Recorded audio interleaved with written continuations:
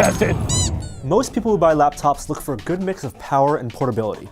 With Asus's G73Jh, the former is definitely emphasized over the latter. This is a massive 17-inch gaming notebook, one of the largest we've tested, and surprisingly, it's significantly cheaper than its nearest competitors. First, let's examine the design.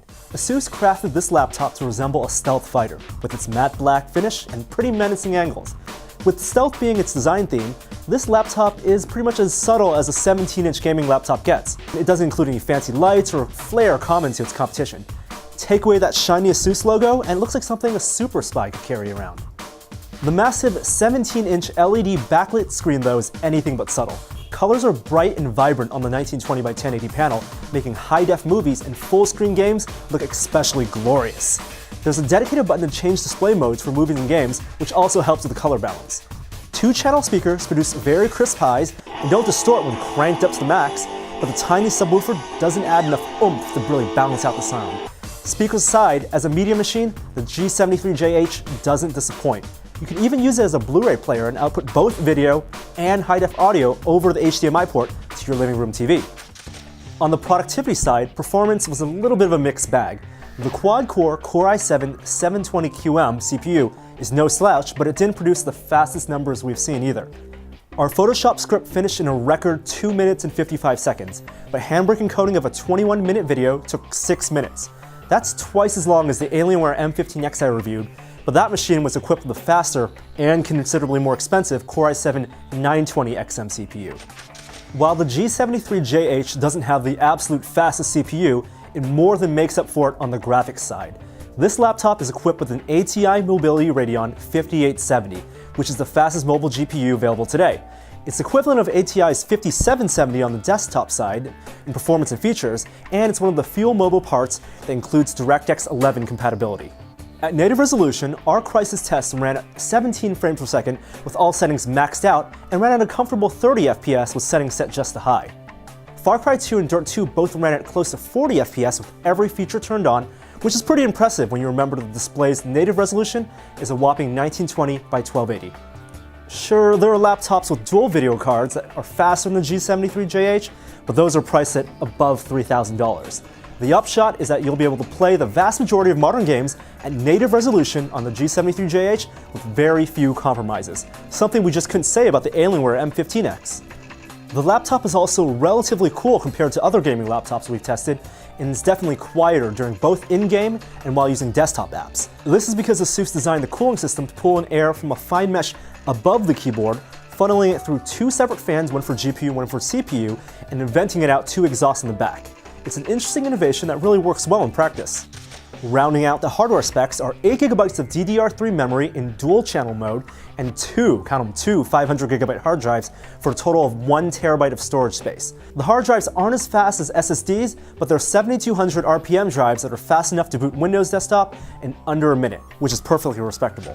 So why would anyone not buy the G73Jh instead of another 17-inch laptop like Apple's pricey MacBook Pro?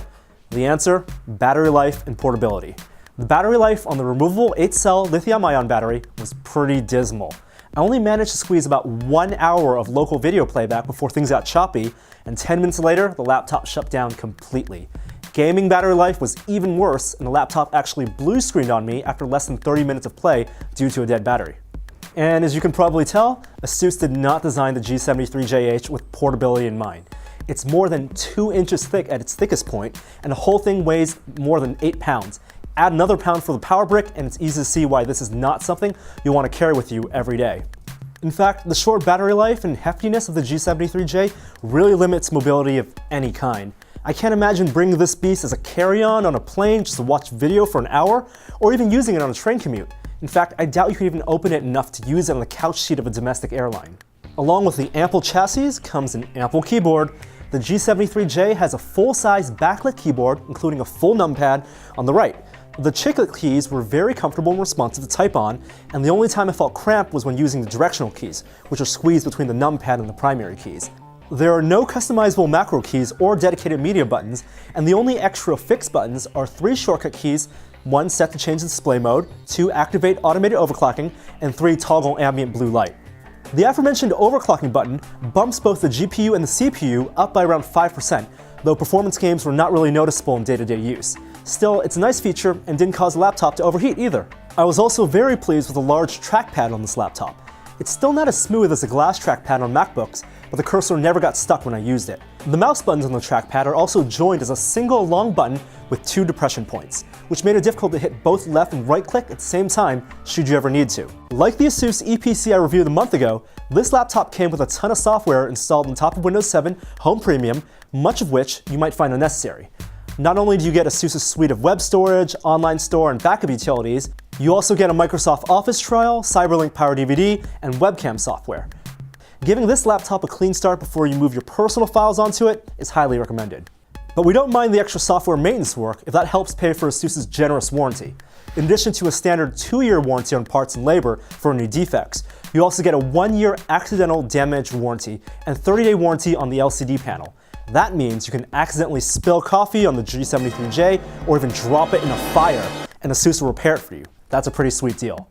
And even without the warranty, the G73JH doesn't break the bank with its retail price of just $1,700. You can actually even save $100 by opting out of the Blu-ray drive, but given how good Blu-ray movies looked on this, I'd recommend keeping that option.